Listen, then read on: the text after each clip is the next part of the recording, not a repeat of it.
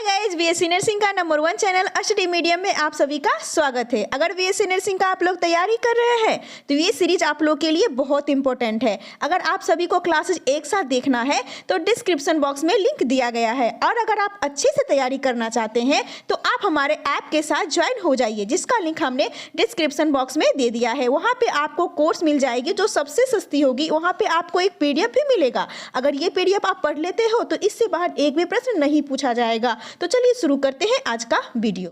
Question number 1, दो पतले lens एक दूसरे के पास रखे हुए हैं, उनके संयोजन की फोकस दूरी होगी। इसके ऑप्शन से कम फोकस दूरी से कम, अधिक फोकस दूरी से अधिक, फोकस दूरियों के अंक गणितीय औसत के बराबर या फोकस दूरियों के ज्यामितीय औसत के बराबर।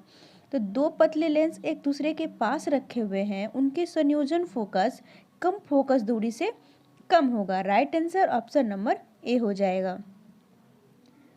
नेक्स्ट क्वेश्चन है, ध्वनि की उच्चता किस पर निर्भर करती है? इसका ऑप्शन है आवृत्ति, तरंगदैर्घ्य, आयाम, तारत्व।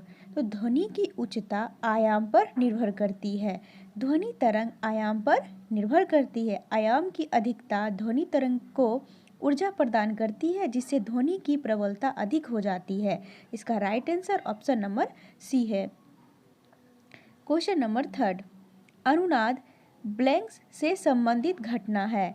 आयाम, तरंगदैर्घ्य, आवृत्ति, उपर्युक्त में से कोई नहीं। तो अनुनाद आयाम से संबंधित एक घटना है। इसका right answer option number A हो जाएगा, आयाम। क्वेश्चन 4 है, निम्न में किस ध्वनि तरंग को मानव कान नहीं सुन सकता? अपश्रव्य तरंगे, श्रव्य तरंगे, प्राश्रव्य तरंगे और AC दोनों। तो ध्वनि तरंगे जो मानव कान नहीं सुन सकता, इसका आंसर डी हो जाएगा। अपश्रव्य तरंग और प्राश्रव्य तरंग दोनों ही मानव कान नहीं सुन सकता। इसका right answer option number D हो जाएगा।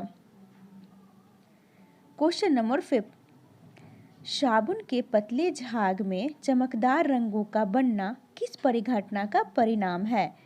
इसका ऑप्शन है बहुलित परावर्तन और व्यतिकरण, बहुलित अपवर्तन और परिक्षेपण, अपवर्तन और परिक्षेपण, ध्रुवण और व्यतिकरण। तो साबुन के पतले झाग में चमकदार रंगों का बनना बहुलित परावर्तन के व्यतिकरण परिघटना से संबंधित है। इसका right answer option number A हो जाएगा कि साबुन के पतले झाग में चमकदार रंगों का बनना बहुलित परावर्तन के व्यतिकरण का परिणाम है। इसका right answer option number A. Question number 6, उचित रीति के कटे हीरे की असाधारण चमक का आधारभूत कारण यह है कि उसमें अति उच्च पारदर्शिता होती है, उसका अति उच्च अपवर्तन सूचांक होता है, वह बहुत कठोर होता है, उसके सुनिश्चित विदलन तल होते हैं। उचित रीति के कटे हुए हीरे की असाधारण चमक, उसमें अति उच्च पारदर्शिता होती है, इसीलिए right answer option number A हो जाएगा। क्वेश्चन नंबर 7, किसी अपारदर्शी वस्तु का रंग उस रंग के कारण होता है जिससे वह अवशोषित करता है, अपवर्तित करता है, परावर्तित करता है या प्रकीर्णन करता है। तो किसी अपारदर्शी वस्तु का रंग उस रंग के कारण होता है जिसे वह परावर्तित करता है। इसका right answer option number C हो जाएगा। अपारदर्शी वस्तु का आभासी रंग उस प्रकार की तरंगदैर्घ्य पर निर्भर करता है जिसे वह परावर्तित करता है।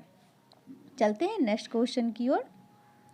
प्रकाश की गति न्यूनतम होगी जब यह गुजरता है वायु से होकर, जल से होकर, कांच से होकर, निर्वात से होकर। तो प्रकाश की गति न्यूनतम होगी जब यह कांच से होकर गुजरेगा। इसका right answer option number C हो जाएगा, कांच।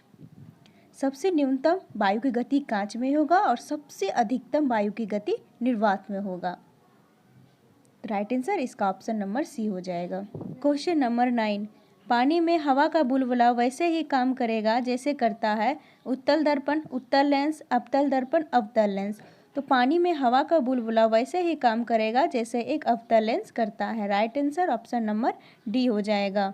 चलते हैं नेक्स्ट क्वेश्चन की ओर। निम्नलिखित कथनों पर ध्यान दीजिए। पृथ्वी और सूर्य के बीचों बीच स्थित अंतरिक्ष यान में बैठे व्यक्ति को दिखाई पड़ेगा कि आकाश स्याह काला है, तारे टिमटिमाते नहीं हैं। अंतरिक्ष यान के बाहर का ताप पृथ्वी तल के ताप से कहीं अधिक है। इन कथनों में से कौन सा कथन सही है? इसका ऑप्शन है केवल थर्ड सही है, फर्स्ट और सेकंड सही है, फर्स्ट और थर्ड सही है, या फर्स्ट सेकंड और थर्ड तीनों सही है। इसका right answer option number D हो जाएगा। फर्स्ट सेकंड और थर्ड सही है। आकाश स्याह काला दिखाई देगा, तारे टिमटिमाते नहीं है और अंतरिक्ष यान के बाहर का ताप पृथ्वी तल के ताप से कहीं अधिक होगा। इसका right answer option number D. Question number 11,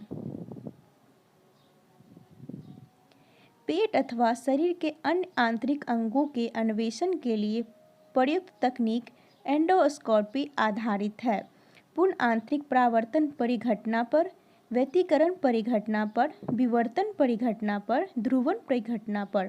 तो पेट अथवा शरीर के अन्य आंतरिक भागों के अन्वेषण के लिए पूर्ण आंतरिक परावर्तन परिघटना पर आधारित है।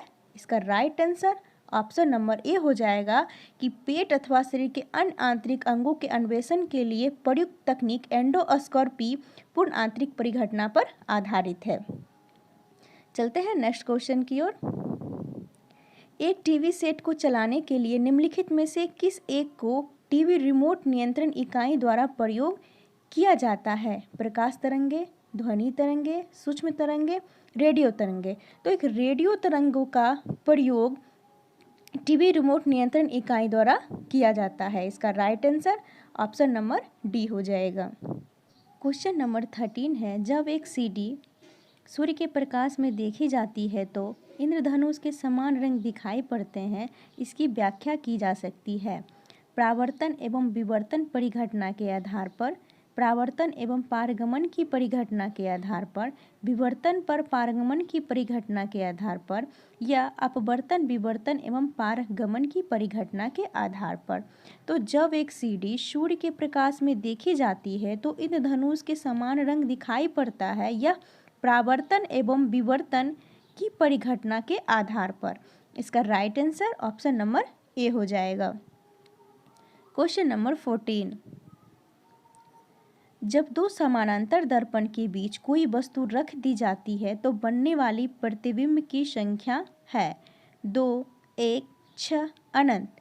तो जब दो समानांतर दर्पण के बीच कोई वस्तु रखी जाती है तो इसके अनंत प्रतिबिंब बनते हैं। इसका right answer option number D हो जाएगा। क्वेश्चन नंबर 15, दूरदर्शन के संकेत एक निश्चित दूरी के नहीं मिल सकते क्योंकि इसके संकेत दुर्बल हैं, एंटीना दुर्बल है, बाह्य संकेतों को शोषित कर लेती है, या पृथ्वी की सतह वक्राकार है। तो दूरदर्शन के संकेत एक निश्चित दूरी से नहीं मिल सकते क्योंकि पृथ्वी की सतह वक्राकार है। पृथ्वी की सतह वक्राकार होने के कारण दूरदर्शन के संकेत एक निश्चित दूरी के बाद नहीं मिल सकते क्योंकि सिग्नल पृथ्वी की सतह से ना टकरा कर आगे बढ़ जाती है। इसका right answer option number D हो जाएगा। क्वेश्चन नंबर 16, धूप के चश्मे की पावर होती है 0 डायोप्टर, 1 डायोप्टर, 2 डायोप्टर, 4 डायोप्टर। तो धूप के चश्मे की पावर 0 डायोप्टर होता है। Right answer option number A हो जाएगा। क्वेश्चन नंबर 17, सामान्यतः स्त्रियों की आवाज़ का तारतम्य पुरुषों की तुलना में अधिक होता है, पुरुषों की तुलना में मामूली कम होता है, पुरुषों की तुलना में बहुत कम होता है, उतना ही होता है जितना पुरुषों की आवाज़। तो सामान्यतः स्त्रियों की आवाज़ का तारतम्य पुरुषों की तुलना में अधिक होता है। इसका right answer option number A हो जाएगा। क्वेश्चन नंबर 18, जब सितार और बांसुरी पर एक ही स्वर बजाया जाए उनसे उत्पन्न ध्वनि का भेद निम्नलिखित में अंतर के कारण किया जा सकता है। तारत प्रबलता और ध्वनि गुणता, तारत और प्रबलता, केवल ध्वनि गुणता या केवल प्रबलता। तो जब सितार और बांसुरी एक ही स्वर में बजाया जाए तो उनसे उत्पन्न ध्वनि का वेग केवल ध्वनि गुणता ही होता है। उसका right answer option number C हो जाएगा। केवल ध्वनि गुणता के कारण ही इन दोनों के स्वर में भेद किया जाता है। क्वेश्चन नंबर 19, हवा में ध्वनि तरंगे होती है अनुप्रस्थ, लंबवत, अनुप्रस्थ और लंबवत, ना तो अनुप्रस्थ ना ही लंबवत। तो हवा में ध्वनि तरंगे लंबवत होती है। इसका right answer option number B हो जाएगा। चलते हैं नेक्स्ट क्वेश्चन की ओर। निर्वात में स्वतंत्र पूर्वक गति करते हुए सभी पिंडों, इसके ऑप्शन हैं की चाल समान होगी, का वेग समान होगा, का त्वरण समान होगा, पर बल बराबर होगा। तो निर्वात में स्वतंत्रता पूर्वक गति करते हुए सभी पिंडों का त्वरण समान होगा। इसका right answer option number C है। बीएससी नर्सिंग का अगर आप लोग अच्छे से तैयारी करना चाहते हैं तो आप हमारे ऐप के साथ ज्वाइन हो जाइए। वहाँ पे आपको पेड कोर्स मिल जाएगा बहुत ही सस्ते में, और अगर पीडीएफ डाउनलोड करना है तो वो भी आपको हमारे ऐप में ही मिलेगी बहुत ही शानदार 12,000 ऑब्जेक्टिव क्वेश्चन के साथ। अगर ये पीडीएफ आप पढ़ लेते हैं तो एक भी क्वेश्चन नहीं छूटेगा। वीडियो अगर पसंद आए तो लाइक कीजिएगा, सभी के साथ शेयर कीजिएगा और चैनल को सब्सक्राइब कीजिएगा। अधिक जानकारी के लिए हमारे दिए गए हेल्पलाइन नंबर पर संपर्क करें। तो चलिए मिलते हैं नेक्स्ट वीडियो में, तब तक के लिए बाय बाय।